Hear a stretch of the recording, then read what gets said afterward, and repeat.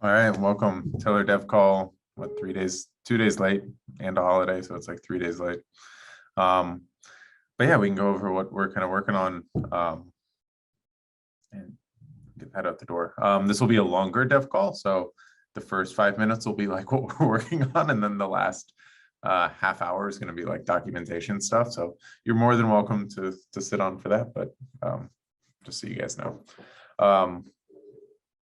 Okay, some things. Brenda and I, we got Optimism TestNet. So Kovan Optimism is now deployed.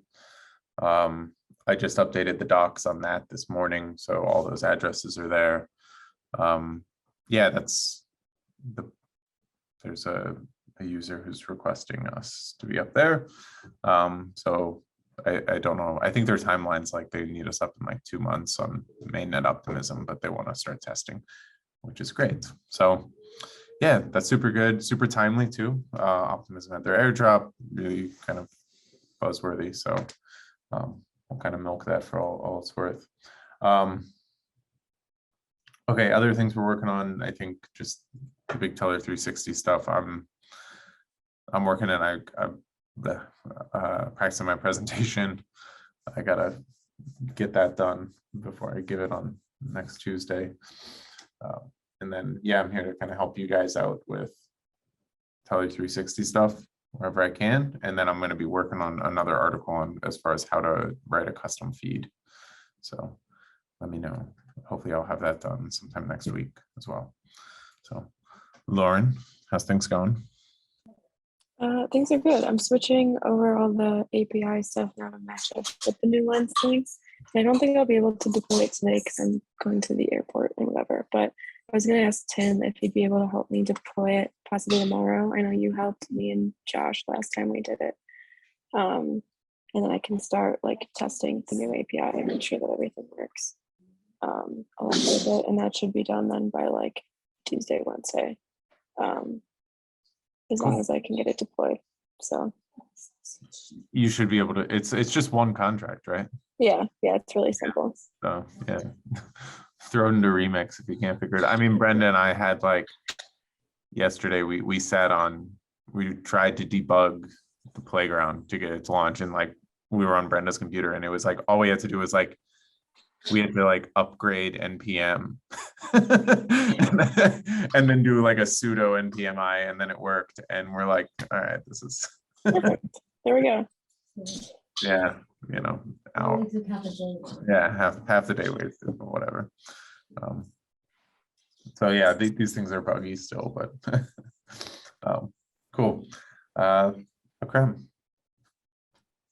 Good morning. I'm working on the incorporating the Keeper network still. Made some changes after getting some help from Tim yesterday, and I have a PR for the data specs because I added a few things to it. Cool.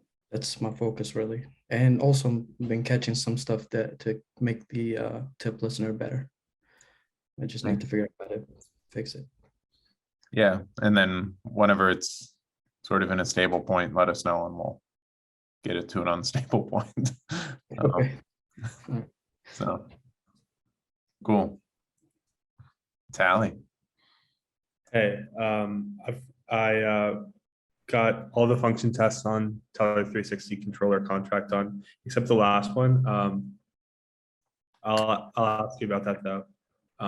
It just transfers all the tokens that are in the contract out, but I wonder if that might not make sense because there's a lot of tokens sitting in there. So like if you, well, I don't know, or maybe not actually. I don't know if that tokens sitting in there. Really? Wait, what is this one? It's transfer out of contracts. Oh, so for like if there's just like lots and lots of tokens sitting in Tellor master. This is those are the accidental ones, right? Yeah, this is just the accidental ones, right? Okay, yeah. Okay, that makes sense then. Yeah. So that's good. Yeah, you can just send them all to the team and then we can pass them back. But it's like people shouldn't be sending their tokens. It's just like a catch because it happens. So yeah, for sure. And I finished an issue on Telio. the gas price oracle. Cool. Very nice. So, all right. Ryan, any dev updates? You're muted or something. Can't hear you. But nope. How about now? That was good. Just cleaned up the query builder. No big deal. Yeah, it looks good. I think now it's just the big difference for those, whenever we point people there, it just forces you to do it like customs, basically. Because we had an issue. I think maybe what we could do with the next issue would be like, you know, we have spot price in there, but we have a bunch of other ones that we can do as far as just the types, you know, maybe having like other ones, you know, so like we're working on just a generic EVM contract call, or that one's up, right, Tally? Generic EVM contract call? Yeah, and data specs. Is that one? Not yet. Okay, yeah, so you know, like we could have other ones besides just spot price, but the reason is people saw like we had like example ones, and then people thought that was all we did. Right. But no, it looks good. And then Tim, are you on or can you speak? I am on. Can you hear me? Yeah, we can hear you. Yeah, so I'm working on Tellor360 testing. I've got Tellor Flex pretty much good to go, I think. So updating the spreadsheet on that, moving on to governance. Okay, yeah, let me know whenever you're done with Flex and the spreadsheet. I'll take it over. Okay, So, and actually Tally's question reminded me, do we want to add the ability to transfer accidental tokens out of like Tellor Flex and out of governance on different networks? probably Tellor Flex. I mean, we're gonna have to figure out how to do Tellor Flex. Because Tellor Flex actually holds all the staking tokens as well, so you can't just transfer out all the balance. Yeah. So if there is an easy way, we can do it. If there's not an easy way, I'm not like stressing over it, like whatever. But Okay. yeah, I want to say we're keeping track of all the stakes, the total stake amount and the total like staking reward amounts. I think we can track extra tokens, but yeah, I'll double check on that. But okay. so And for those listening, we've had the Tellor RNG for a little bit now, but we just added like an automatic RNG submitter to Telliot, which will submit every 30 minutes. So that could be useful for people on testnet that just need random numbers. nice. So cool. Brenda, you have anything? Yeah. Cool. And then today at 2 for the team members, but Quentin is doing his presentation today. So Quentin's internship is ending here. He's going to be officially a graduate of college. So he wrote a thesis on blockchain oracles. So he's going to be presenting it, which is really cool. Maybe next week or some other time we'll have him present it on the call. It'll be cool. But I'm going to go. We can support and be the cheering section for him. So, all right, now on to docs. Okay.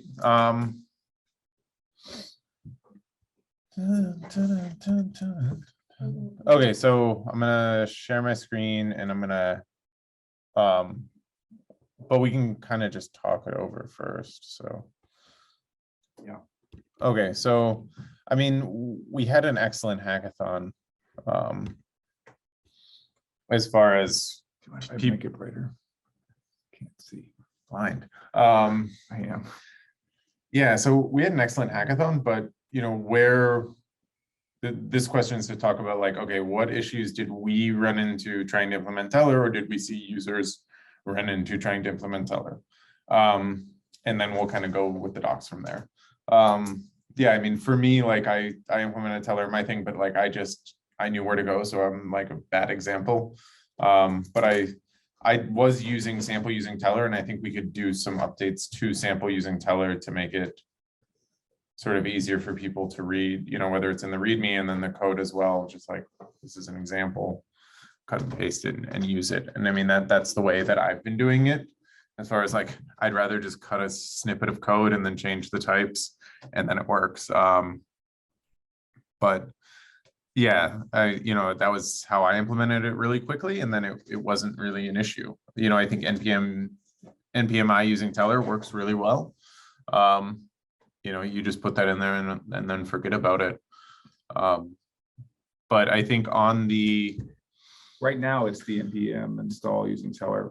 on the yeah, box. yeah, which is great.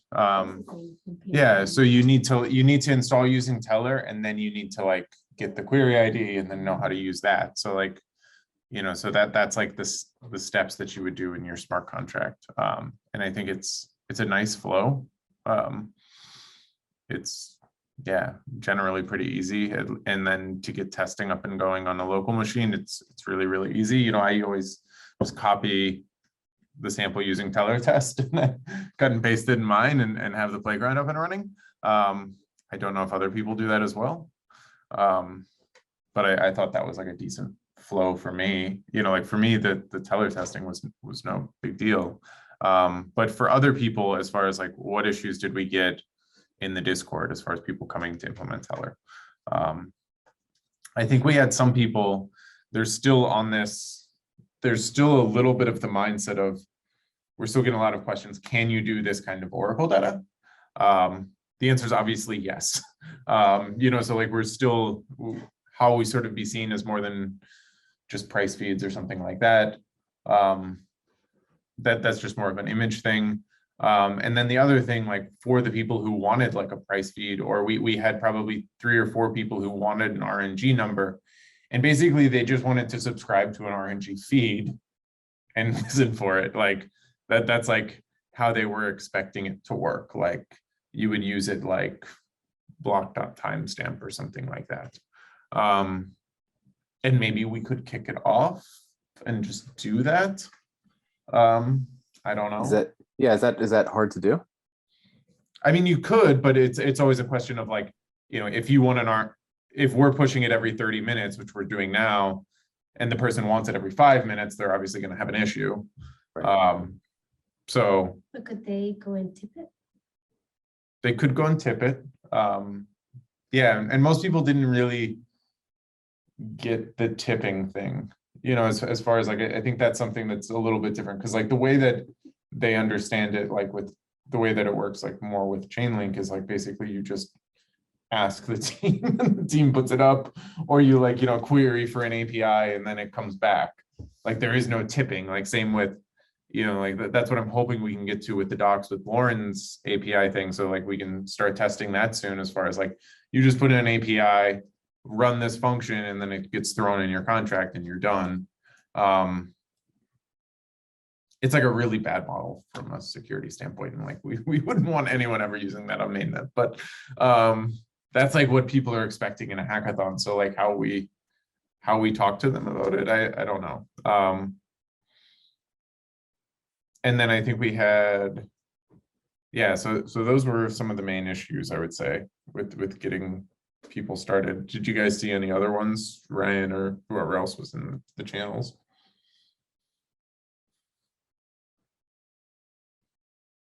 So no one had an issue with the whole integrating the Solidity side?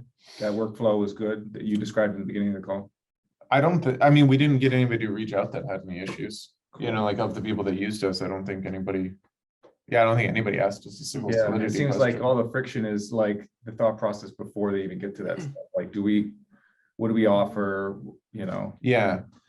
And then like afterwards, it's like, well, how do we keep it tipped and funded and going? But I mean, for a hackathon, like, I think the other piece too, for testing, we should just be pushing people to the playground for testing. Like submit it, like this isn't a, if you're testing it yourself, like just submit it yourself. And how to make that easier. I think is something that we can do in the docs better. Yeah.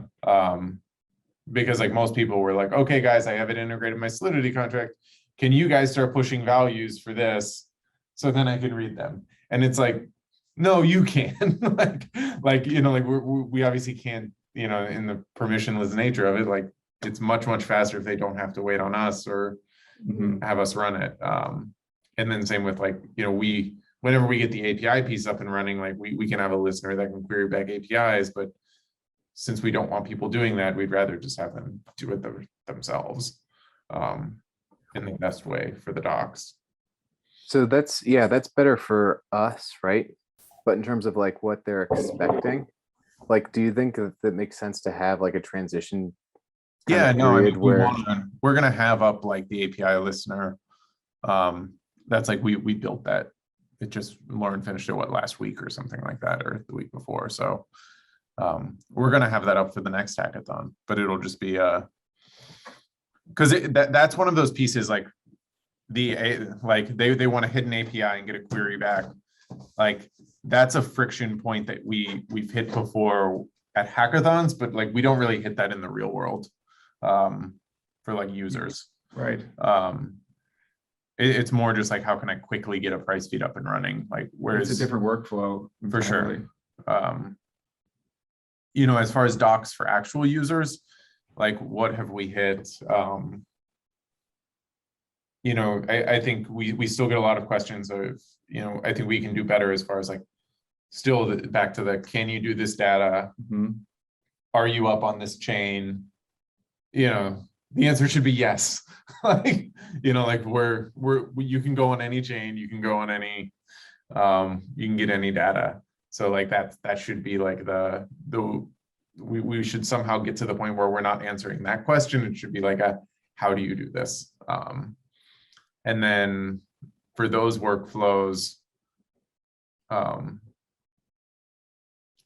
I don't know, like what do we hit with integration issues? I mean, usually they just want, I mean, the integration people that we've talked to, sometimes they just want like more custom solutions.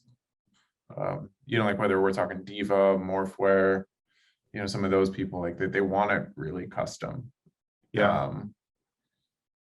And it's hard to judge our process in the docs because we've established a white glove kind of service. So like people just default to asking us what to do.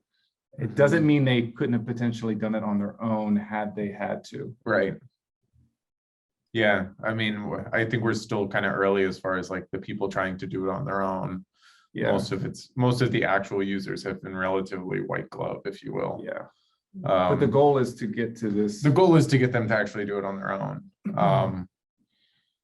So, you know, but I think like most of the times, like the people who would feel like they could do it on their own have like the really simple price feed needs, like an ETH US dollar or a Bitcoin US dollar, and like Chainlink has those feeds, and you know that's like the people who we've found like come to us almost for their white glove service, or like the people like Diva or Morphware or something who like Chainlink doesn't do this. Yeah. So they're coming to us. You know, same with like, you know, even like when we talk to the tracer people, like why did they even entertain using us? Why are they entertaining using us versus just staying with Chainlink? And Chainlink is just really stingy about getting up on new chains and launching new feeds.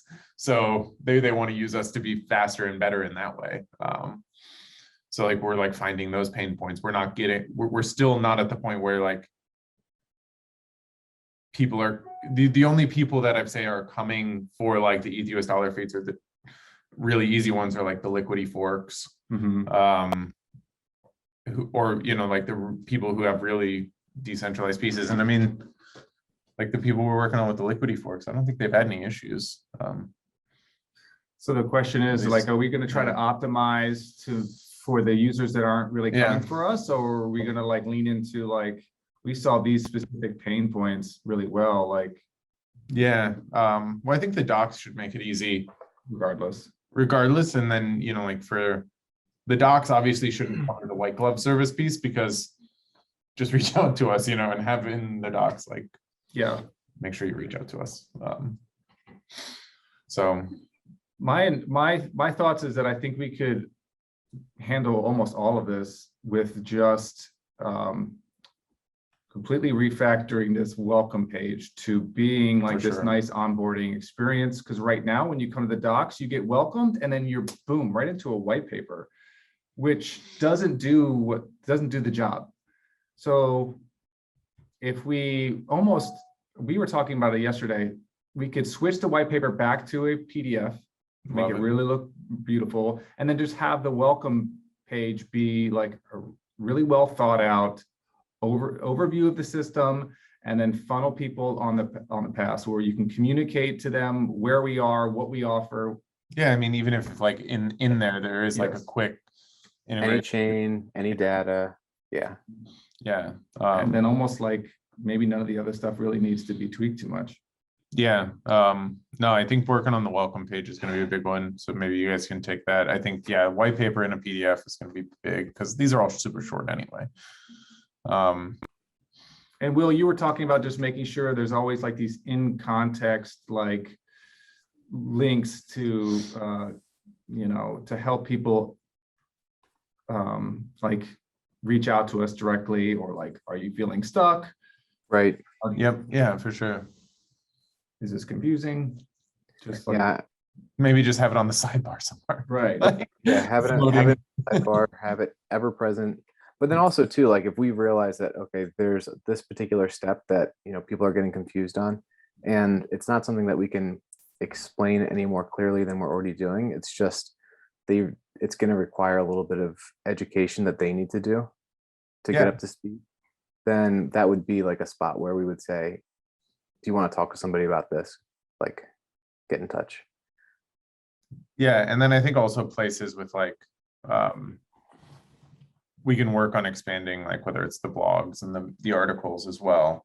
Because like there should You be, could link to a deeper dive. On a blog. yeah, links to deeper dives, like, like here's Tellor security, like here's more, Yeah, like, yeah. or, like same with Exactly. like, we have up there, like, don't see your chain on this list. Like you can launch it on any chain. Here's the how-to article. Yep. Or Um, how to tell our school video, like making Right. sure we're leveraging like all the content we're putting Right. out. Don't know Solidity.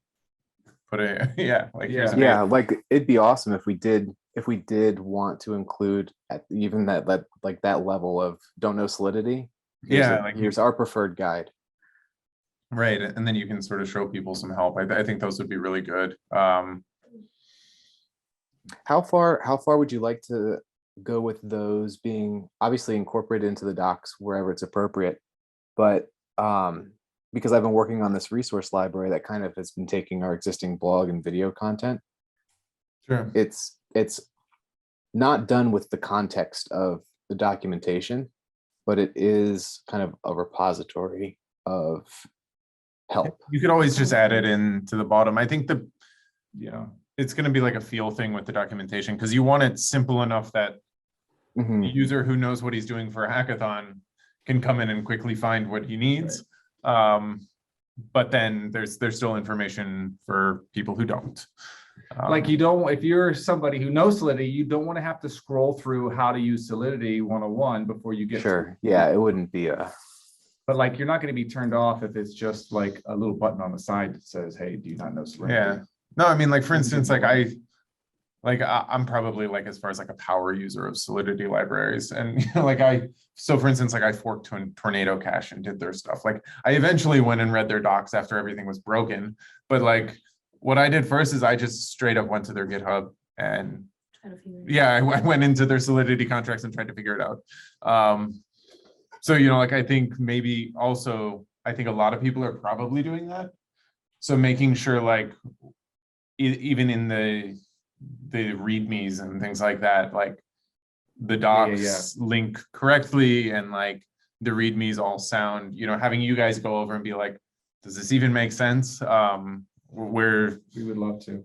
And sometimes So- the README, I noticed the READMEs are almost like this separate ecosystem where like For sure. the instructions are slightly different, the wording is different. Like it should just be all directly connected. yeah. Well, and then like we have the issue, like I know sometimes people will come and look at like, like if you're trying to use Tellor and you go to Tellor Flex or the Tellor X library, like you are going to be so confused. You know what I mean? Like, because that's not, it has nothing to do with query data, nothing to do with how to read values from it. Like you'll see all these, it's just very cryptic and it's not necessary. The easier way, like if you can funnel them into just like the sample using Tellor contract. Okay, now I get how this works. And that's really easy. So yeah, like sending them to the right GitHub repos is like the more important part. Would it be helpful if you had like, I know we have a lot of repos that aren't really used that much anymore, but like the Well, main you can 5 pin ones at the repos. top. Okay. So I think we have like using Tellor. We have the big ones pinned at the top. It's almost like a, I don't know, a list of repos in their descriptions that say, hey, go here if you need this, start here. Yeah. Only go Yeah, here I if mean, you we need could. this. So yeah, I was thinking about putting that in. Yeah. So like we have here, you know, like we have like the various contracts that you can possibly interact with and some links. These are just ABIs, but like these are the reference addresses here. Yeah. So like that. maybe having up here like a description of master, controller, Oracle, Yes. governance, treasury, then like a link to the repositories. So yeah, I mean, I just refactored this and added Kovan Optimism today. Okay, so if we're doing the white paper in a PDF, we can ignore these ones. Yes. If we go to introduction, this is where most people will start. Okay. Integrating Tellor Oracle data into. And that's actually where Google takes you when you Google how to implement Tellor, which is really cool. Yeah, is good. And from our website, we link directly to this and we link directly to requesting and paying for data. Yeah, these top 3. Okay. Okay. So I mean, we can probably get rid of the word Ethereum right Yeah. off the bat. You know, I don't know. I was gonna say we should take notes, but Are you inside? I'm recording it, so it's okay. Are you logged into like to edit? I'm not gonna edit it live. Like we can. You might be able to leave comments if you log in. I'm sure you can actually. Yeah. So I don't know if somebody just wants to write some quick ones, but you know, like obviously, so like we provide a helper contract using Tellor. So using contracts and Solidity, this one.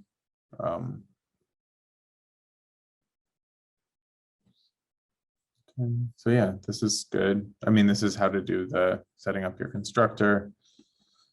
I mean, like we said, we haven't had too much issues actually with the Solidity implementations. Ooh, this one is, I think this one might need updated because this is like Tellor X, I believe. So somebody write that down. So this should be, right now we have the problem where some data is Tellor X and some functions are on Tellor Flex. We're moving to everything being Tellor Flex. So like I would basically just rewrite these As it's all Tellor. Tellor Flex. I mean, we're not getting too many mainnet Ethereum requests anyway. So, you know, like let's not waste time and have this up for a month for Tellor X. So this one can be, some of these functions can change. Do we like this list of functions here? I mean, like, I think we could probably just get rid of the notes and have it just be like function retrieve data, you know, like have it all be one block that you don't have to scroll down to see. Because like, I mean, there's like 8 functions here, but it takes up half a page. Like, Yeah. You could just have them all be one lines. Like these are. Yeah, your eyes are going right to the purple parts anyway. Why have to? Because like retrieve data, I mean, that's self-explanatory, is in dispute, Right. self-explanatory. Like get new value count by query ID, self-explanatory, like all these, like it's not, you don't need descriptions. Like, so I think we can make that simpler. Yeah, per function name. Or no, this is the available Tellor functions in using Tellor is what this is. So, yeah. And then I think, yeah, and then we updated some of these for Tellor Flex, so we'll just have to update that. Query IDs. Yeah, I mean, this is where it goes to next, but like how much of this is, yeah, if we go,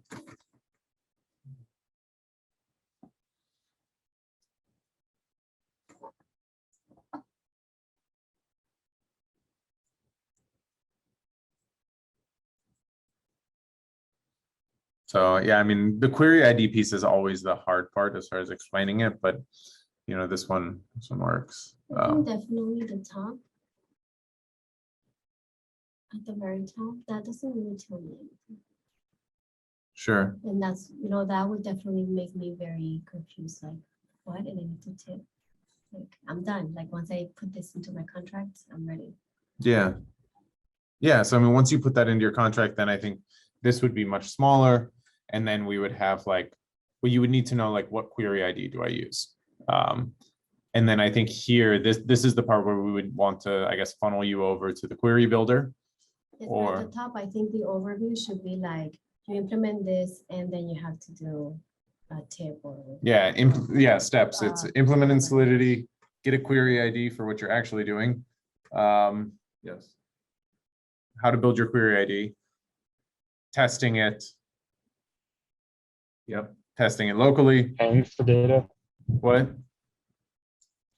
Paying for data. Yeah, and then paying for data, and that's like the steps. That's like the workflow. Now everything makes sense. And then so it should just be nice and streamlined in that. I wonder if you could hot link in Gitbook, so it just jumps down to the section you're interested in. I mean, testing contracts. Yeah, I mean, this again, we can make this much shorter and running tests. You know, this should link to, so like we have sample tests in the sample using Tellor repo. We need to just link there. Okay. Like just show people like this is a hard hat test, like go fork this one, and this shows you how to use Playground to do a test.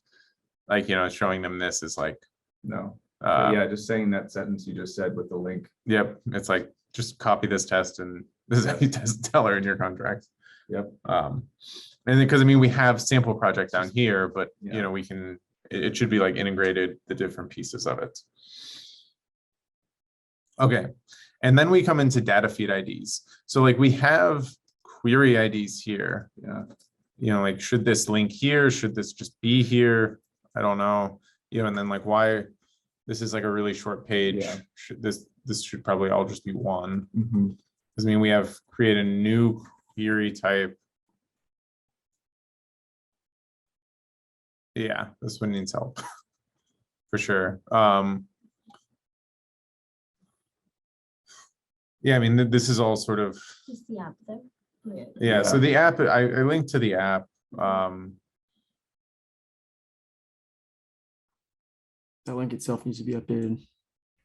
Yeah, so we can update this as far as just reading through this. Like, I think even like this is confusing. Like, this doesn't make any sense. Because like, I mean, you're implementing it in Solidity. So like, when you implement it in Solidity, then basically all you need to know is, okay, well, what is my query ID when it pops out so that I can tip it? And then that would be like where you link to the query builder. We should explain how that actually works. So like all we're doing is encoding the hex, which we kind of do down here. And we give you the query data and the query ID. And that should be like how it works. And then we have like, we can probably chop this up as far as just have this piece. You know, that's the actual Solidity code. Everything else is fluff. Yeah, and then just obviously clean this up. Don't even know what those are. And then legacy data feeds, we can just delete these. Yep. Just delete this, make this one page. So, okay. Requesting, and then it should push you over to the requesting / paying for data. This is one of those things where we can definitely make these cleaner. What these Solidity functions are. But we should just have like, it should be, I guess, written in a simpler. So there's two pieces. So there's funding or one-time request and then funding or recurring data feed. Those should be at the top. Yep. And then probably like link you down there, like, Yep. which one do you want to do? What are you trying to set up? You have to tip with TRB, explaining like how it works. Like, yep. You're putting a bounty up for whoever puts that data up next gets it, and making sure they understand that. That's how it works. It's not a guarantee that it's going to be put up. It's just describing tips as a bounty, I think will click for people. It's a good one. So Yeah, this one, It's a and good then, bidding or something. yeah, and then I think if we just make this like function tip, like this should be one line, Yeah, and then it'll be a really short, yeah. sweet thing with an explanation at top. And then linking them to the fund to feed. So yeah, we don't even have a link to fund to feed up here. So, or do we? I don't know. Yeah, no. Nope. So add a link there. Okay. I think Teller. this is where it gets confusing, because if you go through the process of what you do on mainnet versus what you do for testing is different. Yeah, we So need to that needs explain to it. be sort of clear, like if you're doing this Requesting for on paying this, for data. then- Yeah, especially even on requesting paying for data, like say like, are you just testing? Are you sure you don't just want Yeah. to use the playground? Yeah, You, yeah. because you can just submit it yourself. Just for hackathon. Yeah. Trying to go live, like now you're in the right place. Let's get to tipping. All right, we'll stop. Any other thoughts, guys, before I feel like I'm talking a lot? But it's going good. Good stuff. Yeah. Seems like that creating a new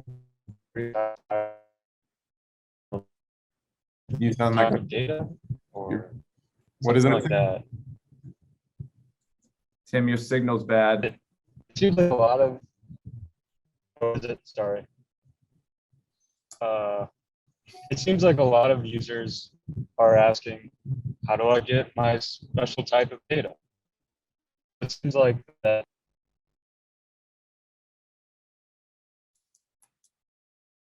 A special type of data. Yeah, I mean, I think that's like in data feed. That's what we need to go in. So there's like implementing your solidity, but then it's like, we need to talk about like, what are you trying to do here? You know, like is Tellor can do any type of data. Structuring your really custom data Yeah. may require extra Like steps. even titling this page data feed IDs doesn't tell the user anything. If it was just like need something custom. Yeah. I mean, we should call it query IDs if anything. Yeah. Because that's how we call it. Yeah. Yeah, I'm being consistent with those. Okay, and then the playground, I mean, we had up here, we had testing down here, which we're gonna have using the playground. But then we have Tellor Playground down here. So I mean, basically this is just like a description of the available functions, which we can make shorter again.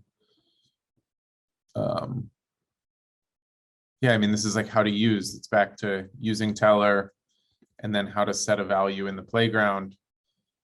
You know, like this can probably all just be in the straight up introduction, straight up integration piece. Because it seems like all these, like these functions, you know, like why are you looking at Tellor Playground values? Like, I don't know, or functions here. Like you would probably just, if you fork the test, like you'll see all these functions. So yeah, we can think about just, you can probably just merge all this in. I think having some things here as far as this definitely needs rewritten and probably, you know, it talks about mainnet versus Rinkeby.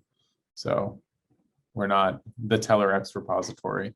Like, yeah, like this can definitely be rewritten and probably just deleted. Just mainnet versus testnets. Yeah, like why should you use the playground? It's like, are you just testing? Mm. Yes. Are you the only reason you should not use playground is like, are you getting ready to go live? Yeah. And want to make sure that actual reporters are supporting your data. And we can establish that right out the gate in the main welcome Yeah. page. If that's not the case, use the playground because it's going to be simpler. You're going to save yourself some headaches. Using Tellor, I mean, this is like a more deep dive into the NPM package. I think this is something, Tim, maybe you can expand on, or I can, like parsing the values once you get them back. So there's this way, we can give like 2 or 3 different ways to parse uint values versus custom ABI decoding. This one, like, you know, this is so this is using Tellor, but it's not the NPM I using Tellor. So like, how do you? Oh, that's confusing. It's super confusing. Yeah. This is like monitoring and disputing. That's something that you're gonna need. This is to literally do. using Tellor. not Yeah, the like if you're thing. actually once, This is a verb, not a. yeah, you should call like once you're live Yeah. or, Yep. you know, like, or even just monitoring your Tellor application, something like that. Automating a job. This is still pointing people to BiddleHub. It's so old. Oh dear. Yeah, so we got to get in that. Yeah, so I mean, this full example, like why we have like a full example in like every single page. Like, and just make it a lot shorter and merge a lot of these to make it simpler. Okay, contracts. Oh, so this is actually where we described them. That's good. We should have links To the repos. to the repos. Yeah. Well, that's contracts. Now we have a repo for governance. Yeah, I mean, no, we need to go back and Yeah, change we have to these. yeah. And obviously, I would just start changing these for Tellor360. So don't worry about Treasury. Like, just start changing it Yeah. for what it's going to be. Reference addresses. I actually like this page. I think it looks pretty.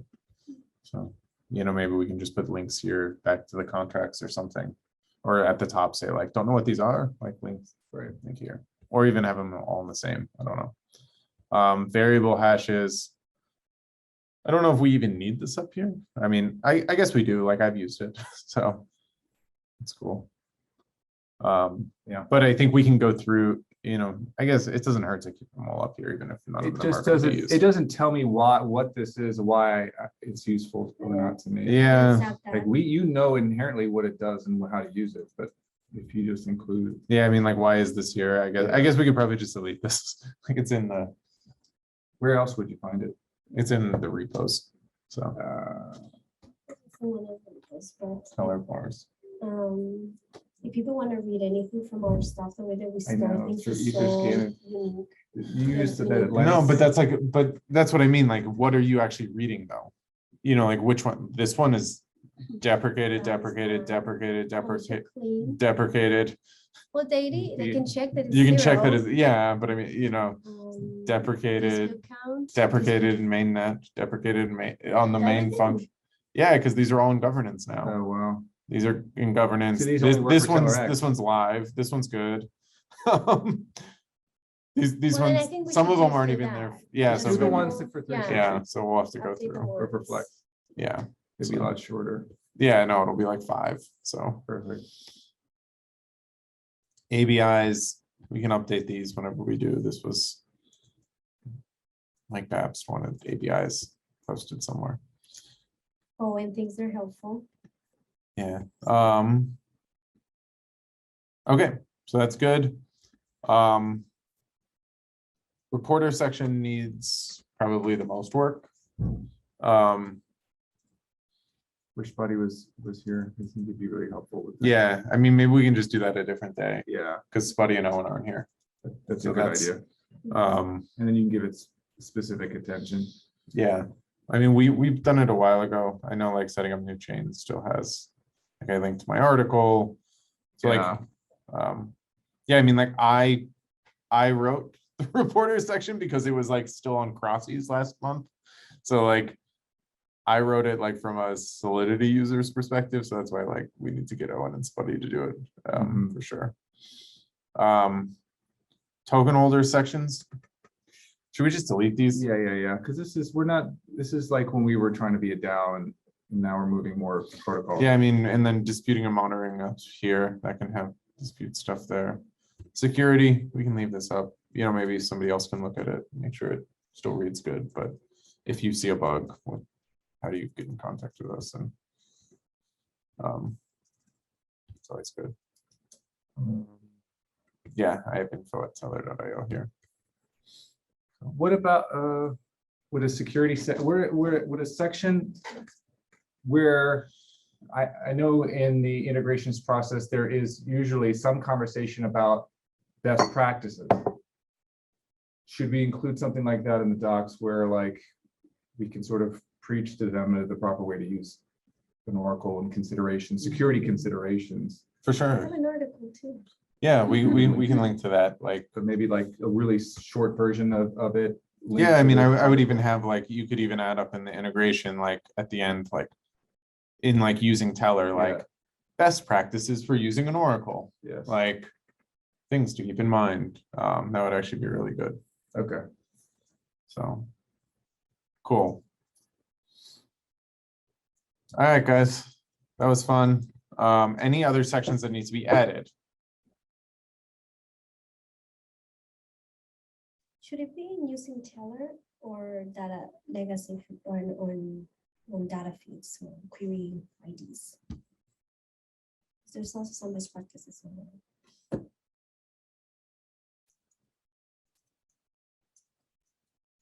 What is it? The best practices for using an Oracle, should that be there or should that be like for the data feeds?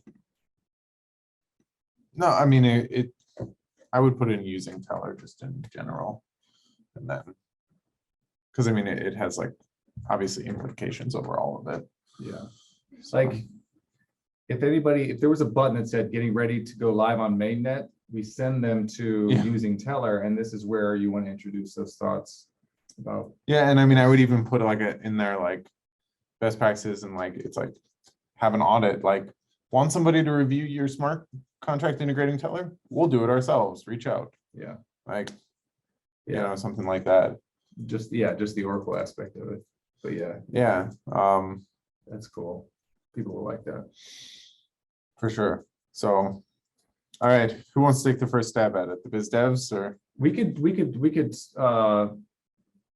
take a stab at the I'm wondering if it makes more, yeah, we'll take a stab at the welcome page and Okay. kind of establish. Yeah, and then the let me know funnel. whenever you want us Yeah. to take over. But yeah, maybe you guys can have it for a week or two, and then we'll Switch. switch. I can imagine though, like as the changes are made to the meat and potatoes sections, that then there might be things that break when For sure. how we do the welcome. So we'll have to just see how. Well, I it mean, goes. this is, the docs are sort of forever going to be changing, Yeah. you know, as we get just more user feedback where you hitting, you know, problems, and then also as we get a lot more content. Oh, I wanted to add So- on this note, and Will, you could describe like the technical hurdle around it. We need to integrate Google Analytics into the docs. That way we can actually see how people are using it, seeing if anybody's using it. And it's just there's a technical integration to do that we couldn't do. But I think it'd be super helpful to collect some data around where do people get stuck in the docs, because you could follow their flow, like where they click, how many seconds are they on this page before they click off. Yeah, And it's not like a huge lift, it's just something that I think it has to do with. yeah, Will, are you gone? He's gone. he's gone, so never mind, but it's recorded, so we can send this. Yeah. one. So anyway, yeah, we can call it. Anything else, guys? Nice long recorded call. Yeah, I'll send it over to you guys to Rand to post, and talk to you guys later.